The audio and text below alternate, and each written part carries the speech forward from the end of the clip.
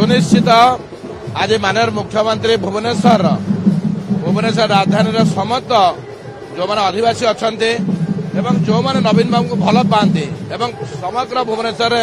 प्राय 12-13 लाख लोक नवीन बाबू भल पाती कारण यह हूँ प्रतिफलन कार्य कर शैली आज राजधानी की लेकिन खाली ओडिशा नुहे भारत वर्ष पृथ्वी में पहुंचे एत लोकाभिमुखी होती प्रत्येक कार्यर प्रत्येक योजनार ता प्रतिफलन केमती हम प्रत्येक डोर स्टेप पहुंच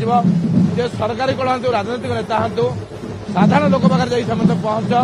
एवं प्रत्येक डोर स्टेप लोक कथा बुझ एवं लोक जो मौलिक अधिकार अच्छी से अधिकार को केमती से साब्यस्त हम पहुंची पार प्रत्येक कार्यक्रम केमती पहुंची पार यहाँ हूँ नवीन बाबू आज प्रतिफलन 1000 संख्या लोक सी जो जाती तार माने आप देखिए किसी तो सब चेंज हो जाए सब जमी कहले आप मैजिक ये खाली मैजिक नुहे जे नवीन बाबू कम कर लोकाभिमुखी कम करने द्वारा लोक मैंने भल पाँच कारण षष्ठ थर से मुख्यमंत्री हे एवं लोक मैंने भल पाते ओडार सुशासन हम ओडा निश्चित भारत वर्ष एक नंबर संपूर्ण परिपूर्ण राज्य निश्चय हम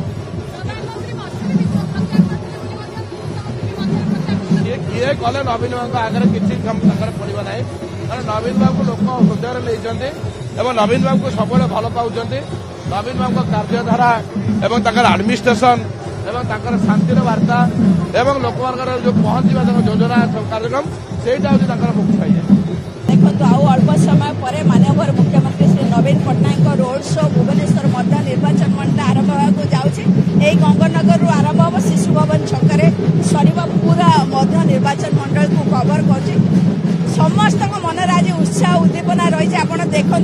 घंटे पूर्व हजार हजार लोक आज रास्ता उपर आसिक छिड़ा प्रत्येक छक जो देखिए से लोक केवल टिके माननीय मुख्यमंत्री झलक मिल देखिए टिके कथा दीपद शुणे तो निश्चित भाव में सी केते भल पाती नवीन बाबू को आप अनुमान करेंगे नवीन बाबू ऊपर भरोसा करती सरकार कथार भरोसा करती काम भरोसा करती कारण 24 वर्ष धरी से जो भाव में निरंतर भाव में सेवा करवासी को प्रत्येक व्यक्ति उपकृत होती प्रत्येक व्यक्ति आज सम्मान सहकार जी पार्टी तेणु भल पाइबा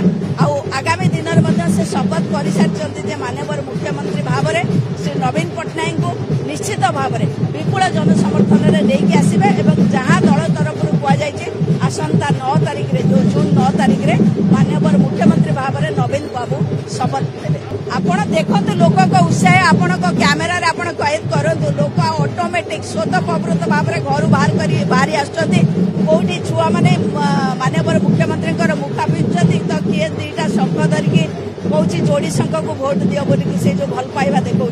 छात उपर देखो 100 लोक आज ठिया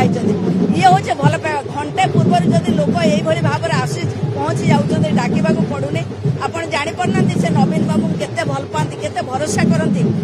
कौ भाव में आप जानतु जे भुवनेश्वर 3 निर्वाचन मंडल जो आसेम्बली सीट रही है संसदीय क्षेत्र किभली भाव में विपुल जनसमर्थन जीतिक आस